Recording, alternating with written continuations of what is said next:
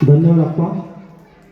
मगाशी उल्लेख राहिला माझा. खरं तर कैलासवरती मारुती खांडेबराड यांच्या स्मरणार्थ गेली 7-8 वर्ष त्यांच्या नावाने एक 50,000 रुपयाची FD आपल्या शाळेचे मुख्याध्यापक आणि त्यांच्या मातोश्री यांच्या नावे बँकेत जमा आहे आणि तिच्या माध्यमातून जे व्याज मिळते, मगाशीच आपण गरजू आणि होतकरू मुलींना शैक्षणिक साहित्य हे त्या व्याजातून दरवर्षी दिलं जात आहे. त्यांचं सुद्धा मी शाळेच्या वतीने ऋण व्यक्त करतो आणि या ठिकाणी त्यांनी 2 शब्द व्यक्त करण्याची विनंती केली. उन्हातले मुलं मागे बसा, मुली पुढच्या 2 मागे बसा, सावलीला जाऊ.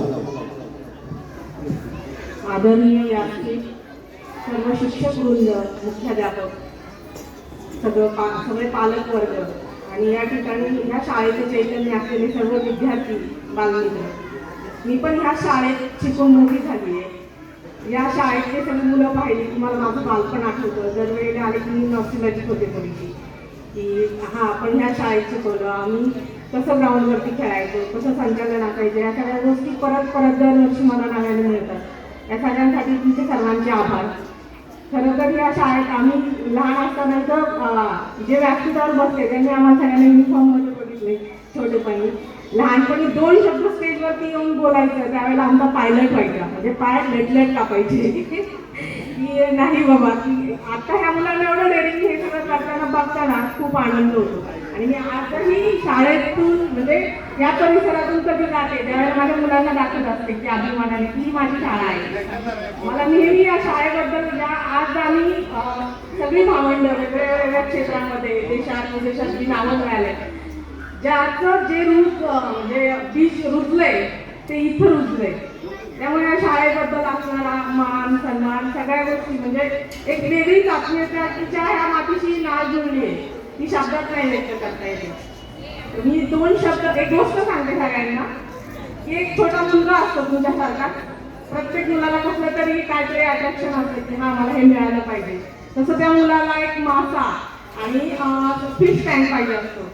तर त्याला ते गिफ्ट म्हणून त्याचे मम्मी पप्पा देतात त्याला. थोड्या दिवसानंतर तो मासा बाहेर काढतो त्या पाण्यातून आणि त्याला आपल्या हृदयाशी धरतो, त्याला आपल्याबरोबर झोपायला घेतो, त्याचा आपलं ब्लँकेट टाकतो, त्याला कॅडबरी खायला देतो आणि थोड्या वेळानंतर बाहेर जातो तर तो मरतो तो मासा.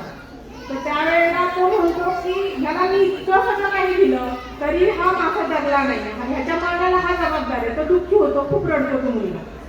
पण आपलं पण हेच होतं की समोरच्या माणसाला काय पाहिजे आपल्याकडनं हे आपल्याला कळत नाही. आपण आपल्या पद्धतीने समोरच्याला देत असतो, पण समोरच्याला त्याची खरंच गरज आहे का हे ओळखणं इतकंच गरजेचं असतं.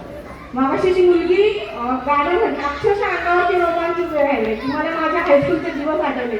आमच्या वेळेला पण एक मुलगी होती, इतका सुंदर आवाज होता तिचा, पण पुढे तिथे काय झालं माहीत नाही. तसं ह्या मुलीने स्वतः संगीताचं शिक्षण घ्यावं, तिला आज बक्षिसं मिळाली. पण ह्या सगळ्या गोष्टीचा तिचा फॉलो असा असावा की तिला पुढे शिक्षण गाण्यामध्ये तिचं करिअर होईल.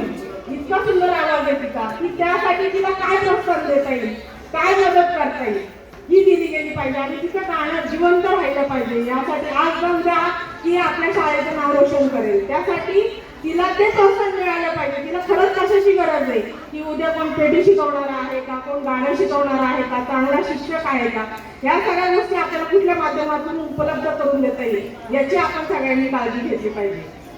एवढंच मला बोलायचं होतं आणि मला बोलायची संधी दिली त्याबद्दल सर्वांचे खूप खूप धन्यवाद.